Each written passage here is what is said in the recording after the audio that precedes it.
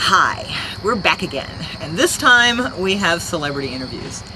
Jim and I have been going to Horrorhound weekend for a couple of years now, and the last two times that we've went, we have interviewed celebrities that have been there signing autographs and guesting, and several of them have had paranormal, supernatural stories, and we have them on tape. So here are a few for you now.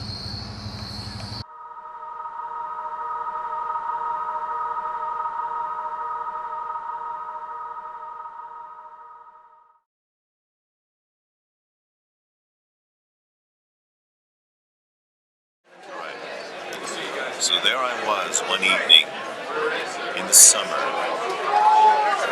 I was walking into a sort of courtyard garden area of an apartment complex in the evening, and it was very sort of lit film noir, lots of shadow, and some areas of very bright light. And I'm walking, and I notice a pair of eyes coming from my left, moving in this direction. Eyes. I look at this pair, and there's this sort of just a silhouette, a strange-looking silhouette. And all of a sudden, I mean, these eyes were sort of big, and they were sort of shaped like triangles. And these eyes then looked at me and saw that I was seeing it, and it went.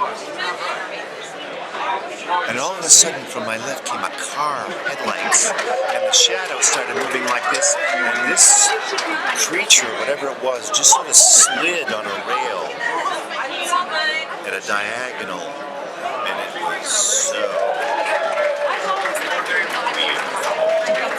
and kind of thrilling. I was mulling on that one for a while. It's still with me after 35 years. How old were you when it happened? Oh, I couldn't have been more than, I was like, early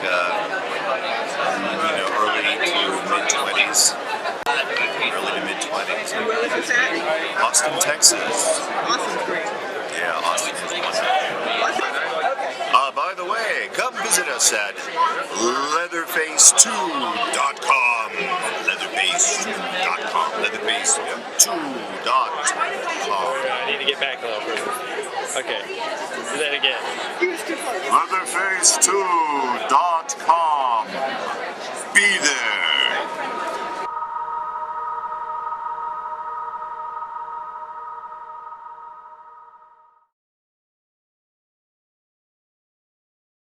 YouTube community. Hey, explain who you are.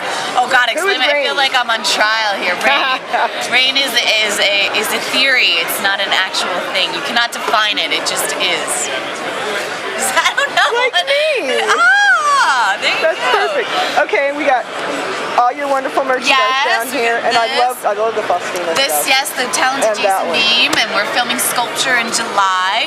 And you got to get this. This is the new one, Psycho Holocaust. So, and this is all the props and stuff for Psycho Holocaust. So, including that one. That was kind of cool. yeah, it's kind of Very fun. kind of crazy. So that's one we're really promoting here, and it'll be out hopefully soon. So, So what are you doing next? next I'm actually going to Germany and shooting Beast with the Barricade guys, Timo Rose. Yeah. So that's a werewolf movie, so I'll be there next month. Werewolf movies are fun. Yeah, it's gonna be cool. It's gonna be cool. Cool. So that's the next one coming up, and Sculpture should be this summer, and there's another one, Brain Cell, this summer. And You're busy. I am busy, and hopefully Autumn Night Studios, the Psycho Holocaust guys, are getting some other stuff together. So just as soon as the funding comes in, we'll be set up for another project there. Awesome. You got any ghost stories? Well, this one I don't know if it counts. I was young. I was doing the stupid Ouija board, you know how it goes. Yeah. And there's a big storm. So I was in my room room, my dad comes up, shutting the doors, the windows, like it's gonna storm because it was summer, so everything was open, it was like shut down. Okay, so my friends are in the Ouija board. All of a sudden, my door, to my bedroom, bumps open. I step out and I feel a breeze and I shut and I go, why would I feel a breeze? We just shut everything down and I step out and I didn't feel it again and I was like, okay, no more Ouija board. And I've never done the Ouija board since. I don't know. You got goosebumps in your hair. It was just like weird. It's like it was the idea that the door was slamming and then also it was like, why would this air come? And I didn't feel it again. And that's my only experience and I don't want it again. And I was like, let me stay away from the Ouija board. It's kind of freaky, isn't it? Yeah, it is. It's kind of weird. So. No, I don't do Ouija boards either. No. So. Not at all. They're not good. No, I don't know. They're a game, you know, mass distributed, but. Well,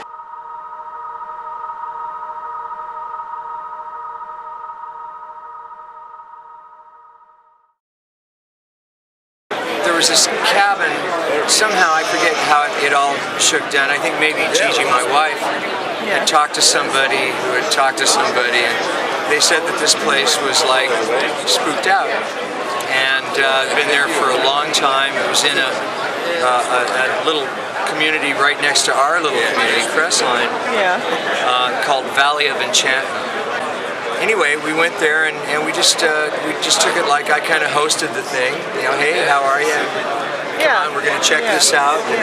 We went in and we had the digital recorder, and we had the cameras all set on the infrared thing, and just turned off the lights and just so we had 2 cameras running, and there was people that lived there, or that lived in, I think, the front house. They were. This was a back cabin, and they were there, but nobody made any noise. Everybody knew they were supposed to be totally silent. My wife would ask questions into the darkness, and she asked one question, and I hear this like woman's laughter. I just got goosebumps for that. Something like that. Oh wow. I went, you know, okay, and I waited until, you know, she was getting ready to ask the next question. I said, did anybody hear that? And a couple of people went, yeah, I heard it. And so, and we got that on the recorder, by the way. Awesome. Oh yeah. And then she said something about, you know, what's your name or something like that. If somebody's here, you know, what's your name? Do you intend any harm to anybody that lives here? Stuff like that. And on the digital recorder, there's a voice, a man's voice that says, I think it says, my name is Joe. And it turns out that there was a general story about this logger, a guy named Joseph, who had been involved in some sort of a killing or something. I can't remember the exact story, but it was pretty interesting stuff. So we did that, and then there's another story my wife tells. We were shooting a movie called Fallen Angels, which you can get that now. It's out. We shot it at an old prison in Mansfield, Ohio. It's the same prison where they shot Shawshank Redemption. Yeah. And I've heard stories about that. Oh, when they were filming it. 80, 100-year-old prison. Yeah. And it's spooky anyway. Yeah. But Gigi, my wife, was bringing me. I had to go on set, and I played a cop, and so I needed this big Mac flashlight, and I'd forgotten it in the little room where we dressed and did makeup. And so she's coming through this breezeway where it's just pretty dark, and she felt something tug on her, like her shoulder, like her shirt. She turned around, there's nothing there, and you know, kind of spooked her out. And and then she came down to the set, and she told the story to one of the producers, and he goes, that happens all the time here at this place, and because a lot of humanity has been through there.